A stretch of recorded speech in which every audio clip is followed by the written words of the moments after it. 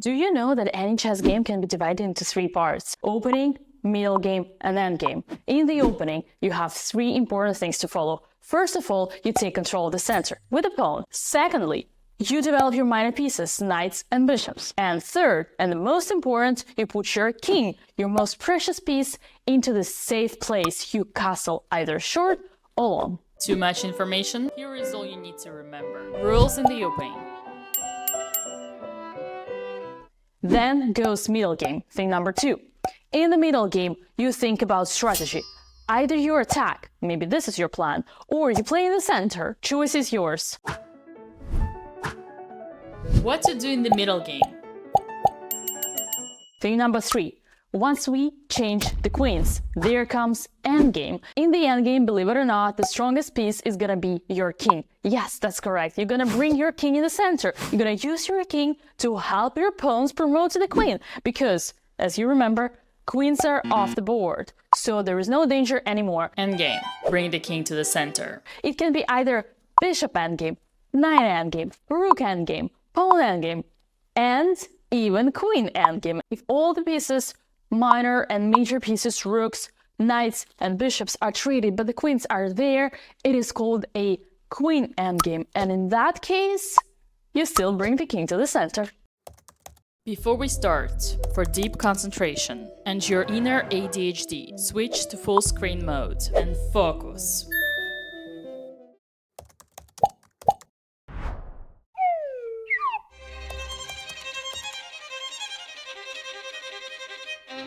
What is strategy in chess? At this point, honestly, there isn't so much strategy other than your goal is to checkmate your opponent and capture as many opponent's pieces as possible. The most important thing for a beginner is to be able to see tactics, one-move tactics, to see all the attacks, captures, and threats. The board visualization. For the purpose of entertaining you in this video, I will start with the clickbait, openings. I know, the only reason you come to YouTube is to find some quick magical recipe, how to win all your games, fast and easy, with opening traps. But the truth is, when you are a beginner player, you don't really need to study openings. What you really need to master is how to play in any openings. No learning moves by heart needed anymore. By the end of this video, I will teach you how to use your brain and not get lost when facing any unknown opening. I will start with giving you a general idea of 5 most popular opening setups and things to avoid doing at any cost. When it comes to openings, where do we start? Of course, everybody's most favorite Giuoco piano, aka the Italian game. It focuses on controlling the center and fast piece development. What else do we need in life? I highly recommend all the beginners to start playing chess with this opening. It goes with e4, e5, knight f3, knight c6, and bishop c4, developing the bishop on a very strong diagonal, and of course, black replies with bishop c5. That's the famous tabia of the Italian game. What you do need to know is that in every opening, there is a sequence of minor pieces you develop. First, develop your knights, and then your bishops. But chess is a game of exceptions. Let me show you why this rule doesn't work here. If instead of developing the bishop, you develop first the knight, then you can be in danger after knight g5, attacking the f7 with the knight and the bishop. There is only one move here to defend.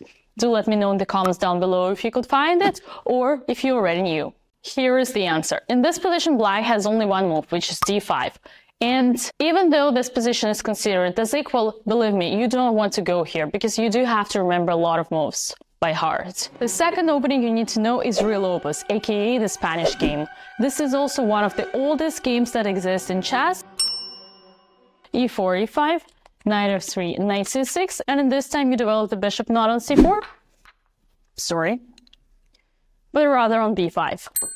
The main idea is to put the pressure on the center, and more precisely on this e5 pawn, because even though it is protected right now by the knight, the bishop wants to take the knight. After bishop captures the knight, pawn captures, we can take the knight on e5. You want me to show you? No problem. Bishop takes e6, pawn takes e6, and knight takes e5, and the white won a pawn. I'll tell you a secret. Black can win the pawn back. Do let me know in the comments down below how to continue with black. The next opening we're gonna study is French opening. It is an opening for black in response to e4. It goes with e6, and on d4 we're gonna go d5 and e5. This is the type of French defense. It is a little bit passive, but it's very solid. We build a pawn chain, which we're gonna study later, and we limit the control of white pieces in the center. The last opening I want you to know at this level is Queen's Gambit. It starts with d4, and you got it. It's the closed position. d4, d5, c4. This is the very famous Queen's Gambit as from the series. This is you know, but what you do not know is that Queen's Gambit can be of two types. Just Queen's Gambit is not enough. It's either accepted or declines, because as you can see, white has just sacrificed a pawn. That's right, this pawn is not protected. Queen's Gambit accepted is after d takes c4. This is what you saw in the Netflix series. Now, if you want to be solid, you're gonna go with Queen's Gambit declined, which is actually way more popular and way more solid for black.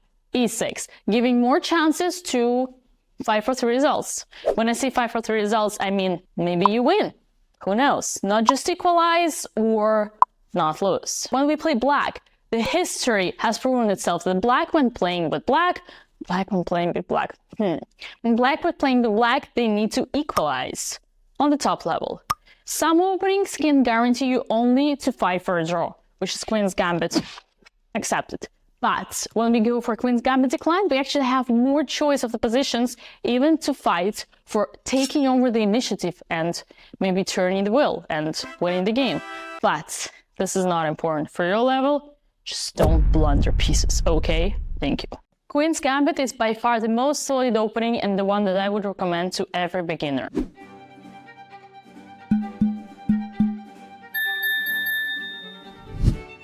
You might also want to be familiar with Sicilian defense, Caro-Kann, and London.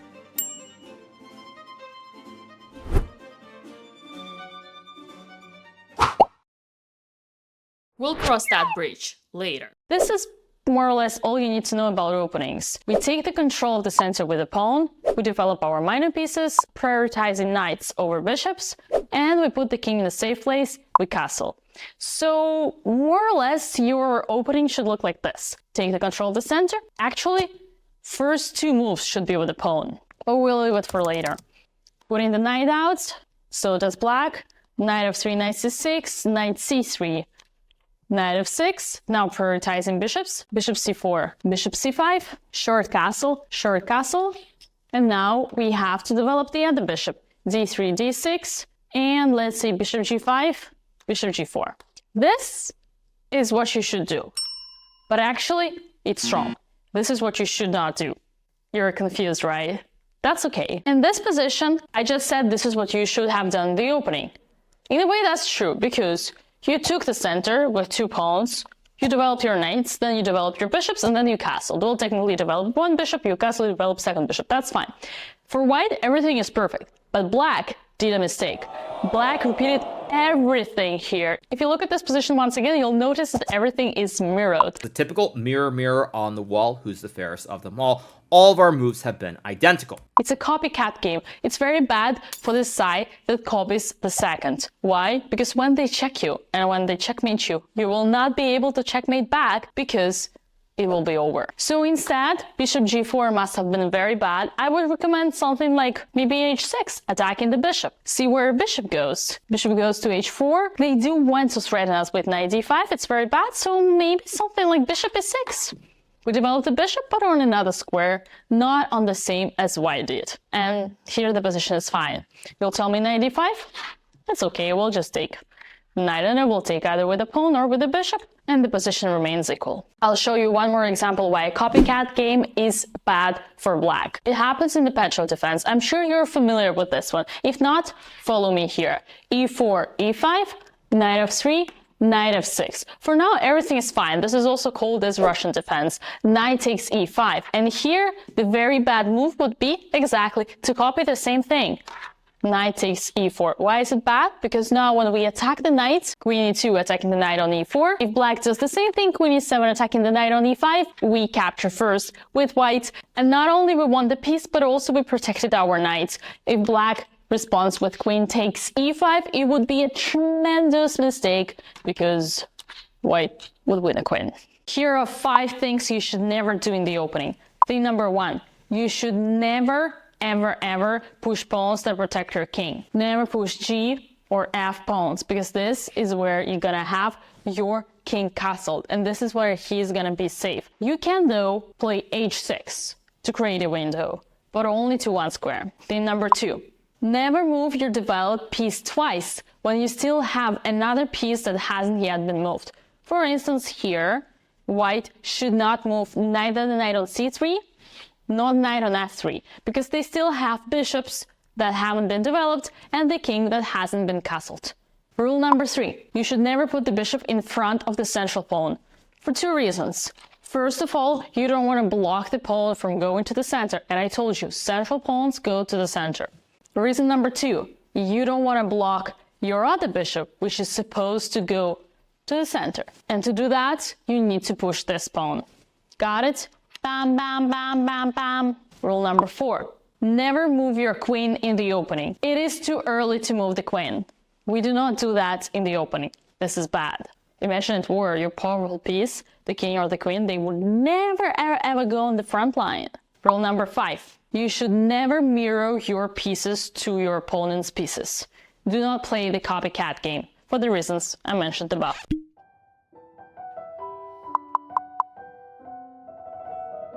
Okay, here is a secret.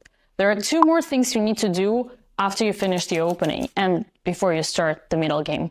First of all, you need to connect your rooks by moving the queen. 1 square usually is enough, like here, queen d2 or queen e2, and both rooks are now connected. Black does the same.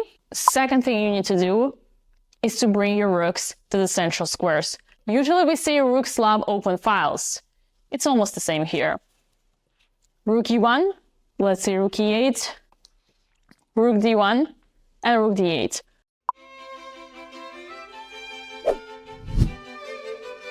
Well, frankly, there are no open files here yet. But don't worry, sooner or later, either white or black will do a pawn break. So to be push the pawn to the center, let's say white here, d4, pawn takes, knight takes, and you can see this file is already open. Well, technically they're semi-open, but we're gonna study that later. Wait, is that all?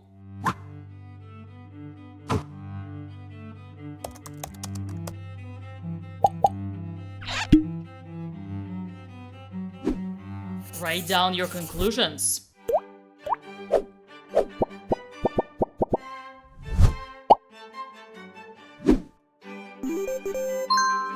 If you're interested in a proven training method for adult improvers, join my Russian chess school in the description below.